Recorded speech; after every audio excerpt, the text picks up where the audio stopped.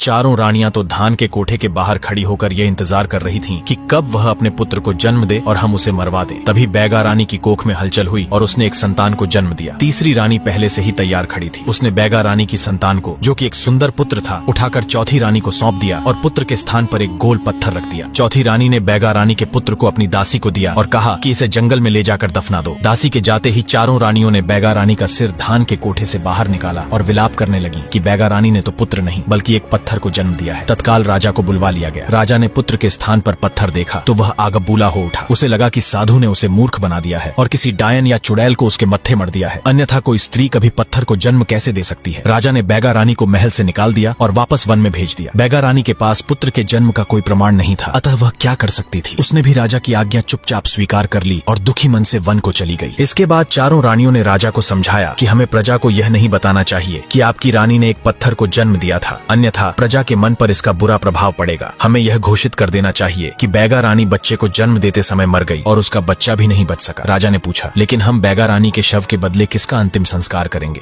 चौथी रानी ने कहा, बैगा रानी के शव के बदले में अपनी दासी का शव रख दूंगी। दरअसल चारों रानियां षड्यंत्र में सहयोग करने वाली उस दासी को भी जीवित नहीं छोड़ना चाहती थीं, ताकि वास्तविक बात किसी को कभी पता न चल सके। चारों रानियों ने वैसा ही किया। बैगा रानी के शव के स्थान पर दासी का शव रख दिया गया और पूरे राजकीय सम्मान के साथ उसका अंतिम संस्कार करवा दिया गया।